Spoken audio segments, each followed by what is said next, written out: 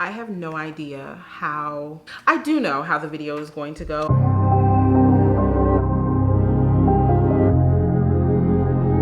So much stuff that I want to cover. So let's just start with a hello. Hi. We are ending the first quarter of the year. Hopefully after I film this video, then down below you can see the chapters or sections, segments, whatever it is that people go to click to the part of the video that they need to see because they're not here for all of it. I'm going to start this video with the cash envelope stuffing for March, part 2, paycheck number 2, whatever you want to call it. Here's a quick overview. Why am I shaking? What's wrong with me? Am I nervous? I probably need to be. We definitely paid some of this out already. I'm filming this maybe a week and a half behind, only because I wanted to make sure that I had my video layout actually like, I had a plan on what we're gonna talk about in this video. It's a 4-part video layout and we're staying on task. We're staying on topic. Let's lay the money out and prepare.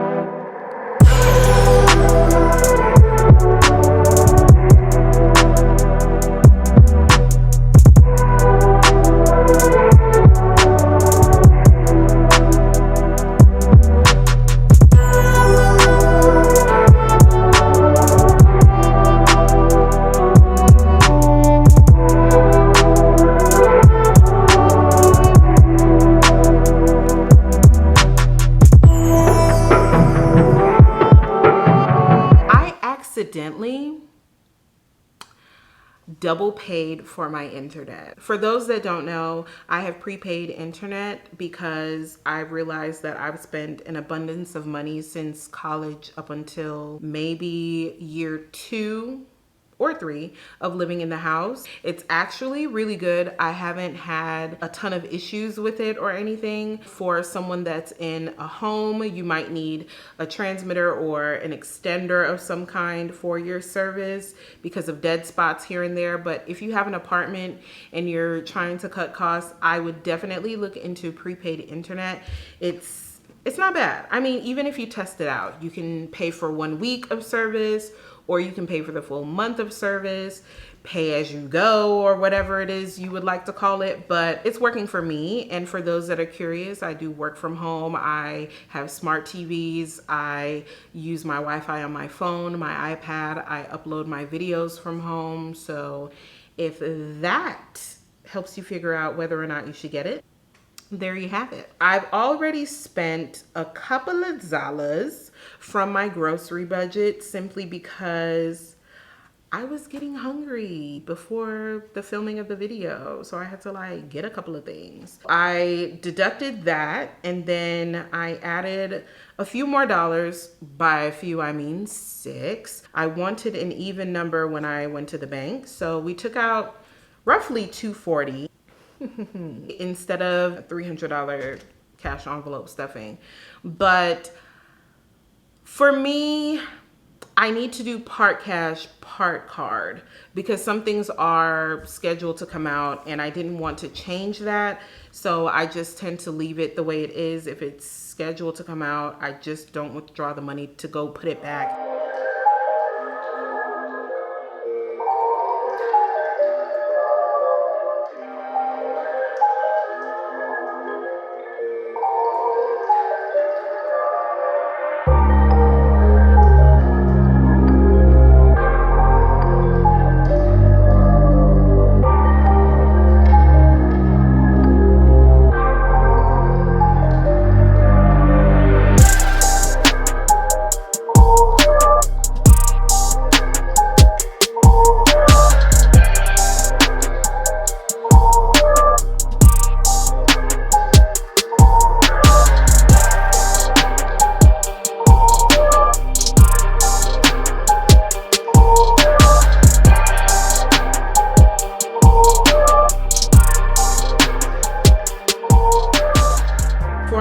Emergency fund, I did ramp it up to $50 because, you know, trying to be better. And then for LA Fitness, I have it here at $35, even though I do pay less than that. But if I have a little bit extra in that account or in that envelope, then fine by me. So for the car, we're going to be depositing 30 into the envelope, 34 into the home fund, 50 is going into my Chime savings, and then I spent 140 approximately on my study materials for my test.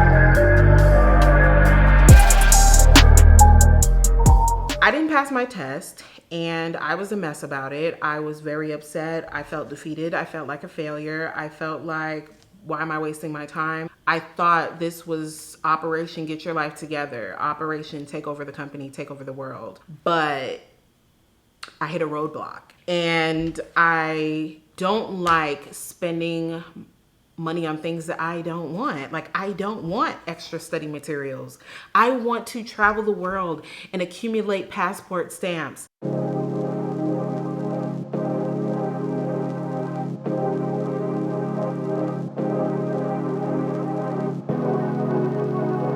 I want to do that. I'm only gonna tell you after I pass it because who's trying to be miserable? That's the reason why I ended up going to a weekend getaway, and it was in that time I spent part of my bonus money. So the amount that we thought we were gonna put towards other things has drastically decreased. Let's move on. Now it's time to get into the planner because we are talking about the Q1 overview. This is the part where I'm very vulnerable and nervous because I have to be real with myself about what I've been doing or not doing.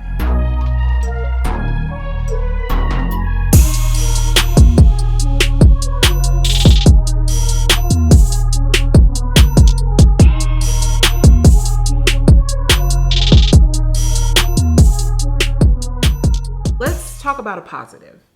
My teaching income throughout the course of the first quarter. One of the companies I made over $5,000, and that was just within the summer months, I think. I was just so blown away by that. And I thought, okay, when I start my new job, yes, I'll have teaching income coming in from this particular company, and it might not be that much, but it will be something. But that thing plummeted, okay? Because the times that the parents were wanting me to teach, I was at work, and they were like, we don't care. So that didn't work out for me. So that company, I don't really teach with them that much anymore. So I went back to Old Faithful, and in January I made $184. For February, I believe the amount was $271, and for March we are still in it currently, so I don't have the full amount yet. So let's go ahead and do that now because I actually just got the fourth payment of the month. So that amount is $162.20. Not my highest of highs, but that's fine. $162.20 is what I'll have for March, and even though it's in the high 500s, close to 600 for the first quarter, my goal in a perfect world, I would like my teaching income to bring in $1,500 to $2,000. That is just based on what I was able to do last year, but also I wasn't working for this company that I'm with now, And that really changes a lot of things with the timing and everything. So I have to just be mindful of that I need to create a teaching schedule that will work. So I know that I've talked about what that might look like, but it's constantly changing because I need to know that parents are aware I'm available at a certain time. And I don't know what times will make me the money that I want unless I continuously move them around. We're here now with no real teaching schedule. Money is the motive, okay? People want happiness and all that stuff. I feel like money is the motive and the happiness will come. If you don't agree, that's your business. My grocery budget is extremely high for one person. I think so. I mean, I checked my bank portfolio. They keep track of your spending on different areas in your life. And when I saw over $330 something for 1 month, and I know that it was just from that one account, and I'm sure that I had cash or at least income in another place that I was using for eating out or whatever. What am I buying? Is that normal? Like for a one person household, what's the normal budget? What is it? Because I don't eat meat. And I can tell you this right now, I'm not gonna live off of parsley. I'm not gonna live off of chickpeas. And I know some of y'all like that, but no. I'm a pescatarian and I love salmon. Somebody say something to me because I love Fit Men Cook, but I can only do so much before I want Jimmy John's. Anyway, so I need to work on that. I lowered my car insurance, which I think that is a highlight of my Q1. I lowered my car insurance by $100. This month, I didn't have to make a payment, technically, because when I signed up for the new provider, I ended up paying on that call that I had on a Saturday. I think some of you might know. So I ended up prepaying for this month, and then starting next month, it will be the smaller amount. So I'm really excited about that. Next, I paid off a debt. I paid off my camera Q2. I haven't been consistent with planning on my weeklies. I've just been on my notepad majority of the first quarter. We're gonna focus on our weeklies in Q2. I think that's good to know. My sinking funds are going to shift. They're going to shift where they're being housed. They're going to shift with the amounts of money that are going into those areas. With my actual car maintenance, I was shy of my goal, and I'm going to be putting things like here or here. I don't know. You're gonna see stuff by me, but I was under budget. I made sure that I got my oil change and my alignment, which were two big things. I think the next thing will be 2 front tires, and then we're gonna work on front brakes. I think that's what's on my list. Next, we have my emergency fund, which I'm so proud of. We exceeded the amount for Q1, and I hope to do the same for Q2, which is why I went a little bit more aggressive with the amount to close out March, so that I know that I'm more than capable of doing it for the next 3 months. Each quarter, I should be putting in $250. But if I exceed that, that doesn't mean that I subtract it from the next quarter. No. I act like I only put $250, and then I worry about $250 for the next set of 3 months. And if I exceed that, amazing. If I don't, that's not an option. I have my medical fund. We are aiming for $175 to be added. Let's hope for the best on this one, because I've really been like putting in pennies in comparison, but it's growing and I feel really good about it. So that's what we're gonna continue to do. Make sure that it keeps growing and growing. My travel, this is the year that my friend gets married and I'm in her wedding. If you've ever been in a wedding, you know. It's like you're paying for a mini wedding, like your own area in the wedding. So you need to be mentally prepared, physically prepared, and wallet prepared for being in a wedding. You need to think about your hair. And I'm not just talking about your hair for the day of the wedding. I'm talking about your hair for the bridal shower, your hair for the bachelorette weekend, and then your hair for the wedding. And those are things that happen back to back to back. And then don't even think about it. You thought that was it. What about your nails? Not just your hands, the feet, the pedicure. What about that? Not only that, what are you wearing to the bridal shower? How are you getting there? Is it in the same state you live in? So where are you gonna sleep? Are you flying? Hotel? What are you wearing? Are you eating? How are you getting around? Excursions? You know, you gotta think about all of that, all of that, all of that. And then wedding time. What are you wearing? Where is the wedding? How are you getting there? Travel is gonna be very big in Q2 and Q3. I guess my downtime was Q1. We have a lot to do. Well overdue with paying off that debt. I need to pay off that debt. And my goal is in the Q2. Third, if I'm pushing it, but I want it out of my face, out of my face, out of my face. Oh, I found my breakdown. I don't even have a number for you for travel. I'm gonna be honest. Because if I put a number here, I don't have a number. I'm not doing it. I'm not putting a number there. That's gonna overwhelm me, so I'm not gonna do it. We're gonna do the breakdown like we do for the sinking funds, but for right now, don't ask me about it. Don't ask me. So for my high yield savings account, that is where I have car, travel, emergency fund, and home. Those are 4 accounts that I have over there, but I'm going to shift that around. I haven't really set my eyes on what that will look like. When my emergency fund hits the 1,000, then I will keep that on my Chime savings so that it's easily accessible. And then we will reboot the emergency fund and that will go over to my high yield savings.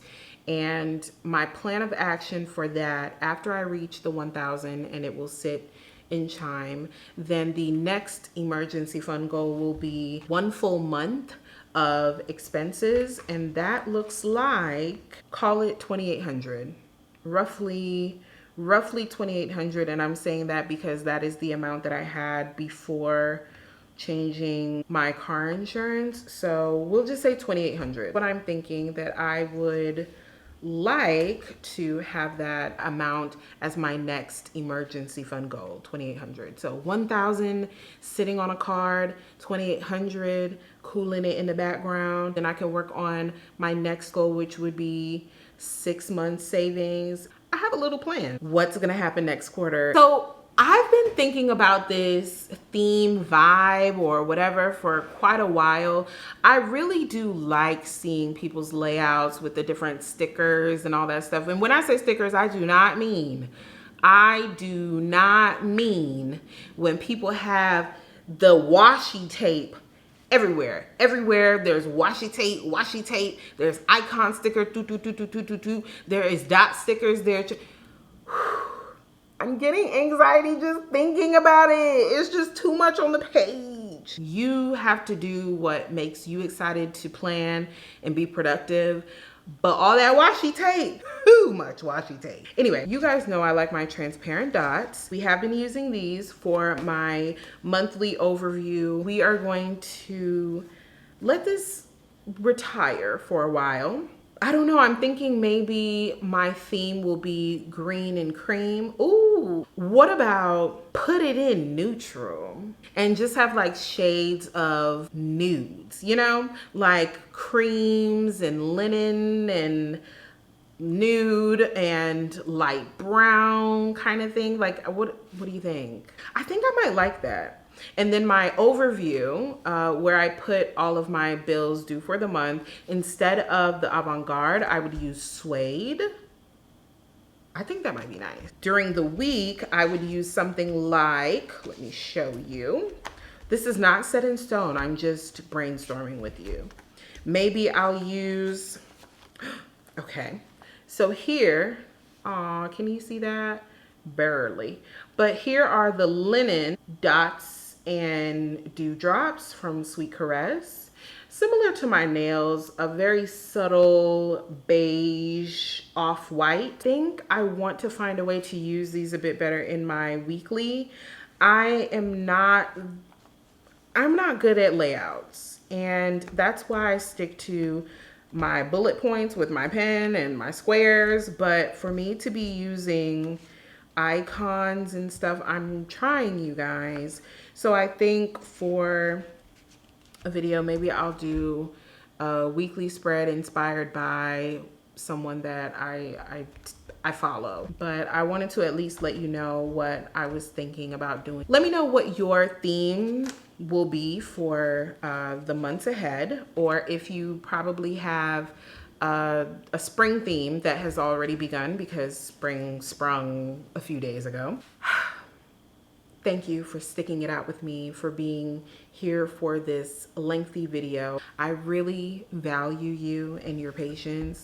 I hope that you gained something from this. I'm really excited about what is to come when it comes to the budget and my planning style. I'm glad that I found a bit of a rhythm with making these videos as well as my budget. Now it's time to go crazy. It's time to get some stuff done. It's time to pay off some debts. I'm trying to be consumer debt free in at least 3 years, 4 years. I don't have credit cards. I don't have credit card debt, but all that other debt, I don't want that either. I don't want to be the one paying the mortgage. You get what I'm saying? I want my dividend portfolio to pay for my mortgage or to pay for my living expenses. Like, somebody else got to do it legally. But anyway, I'll see you in the comments. Bye.